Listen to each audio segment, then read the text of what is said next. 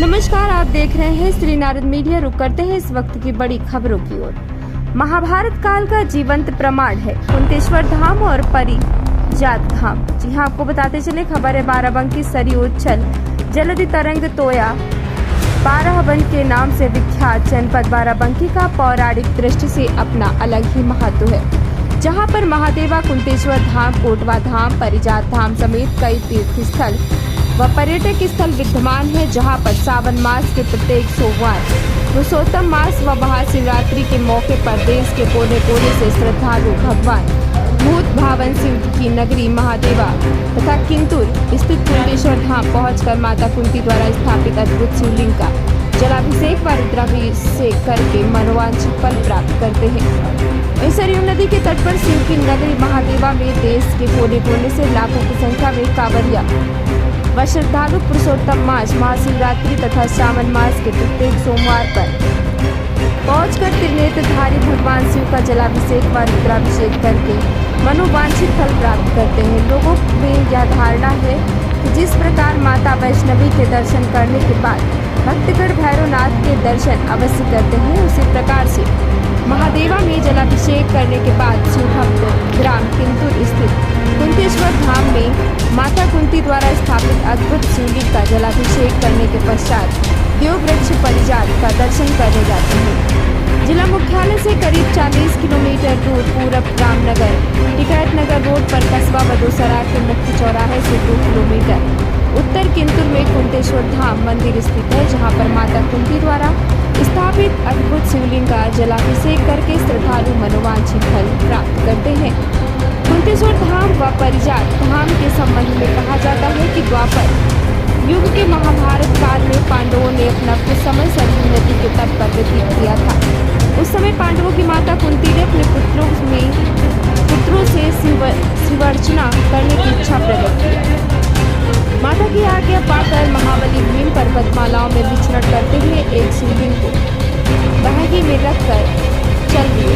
जब उन्हें चलने में असुविधा हुई तो उसी प्रकार का दूसरा शिवलिंग उन्होंने बहगी के दूसरी ओर रख लिया, जिसमें से एक शिवलिंग को माता कुंती ने अपने हाथों से सरयू नदी के तट पर प्रत्यारोपित कर दिया और उस स्थान का नाम कुंतेश्वर धाम रख दिया। कालांतर में धीरे धीरे वहां पर आबादी बसने लगी और एक गांव कुंतीपुर के नाम से बस गया। बाद में अपभ्रंश होकर किंतुर के नाम से विख्यात हो गया।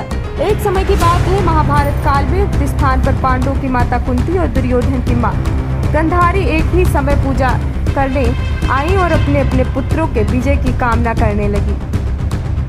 इस पर वहां एक आकाशवाणी हुई कि कल प्रातःकाल जो मेरा प्रथम शिवार्चना स्वर्ण पुष्पों से करेगा, उसी का पुत्र महाभारत के युद्ध में विजयी होगा। माता कुंती सुनकर निराश हो गई, क्योंकि अज्ञातवास के समय उनके पास कुछ भी नहीं था। फिर इतना स्वर्ण कहाँ से लाती? माता कुंती की निराशा का कारण जानकर भगवान श्री कृष्ण और अर्जुन देवराज इनकी वाटिका को गए और वहां से पारिजात की एक डाल तोड़कर लाए। उसके स्वर्णमयी आभा वाले पुष्पों से माता कुंती ने प्रथम शिवार्चना किया।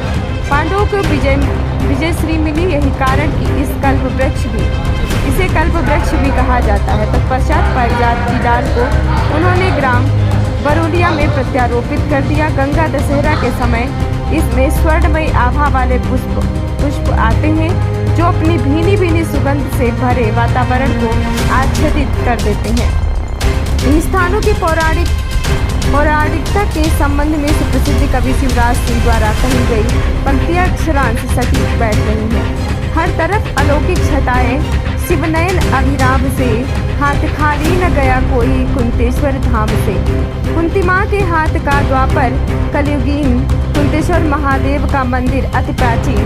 शिवराज शिव की इन पंक्तियों से इस स्थान की पौराणिक सिद्ध होती है। इस मंदिर की स्थापना काल माता कुंती ने अपने हाथों से किया था, जहाँ पर माता कुंती आज भी प्रथम शिवार्चना करती है। शाम को मंदिर में चढ़ाई गई सारी सामग्री को हटाया जाता है। रात में 12 बजे के आसपास कोई अदृश्य शक्ति यहाँ पर पूजा अर्चना करके चली जाती है, जो अपने आप में रहस्य बना हुआ है। लोगों की मान्यता है कि यहाँ पर शिवार्चना करने से लोगों की सभी मनोकामनाएं अवश्य पूर्ण होती है। ऐसा लोगों का 5000 भक्त आना चाहिए। प्रसाद चल रहा है, हर साल में एक दिन गुड़कुड़मा का भंडारा होता है। अच्छा। विशाल भंडारा होता है।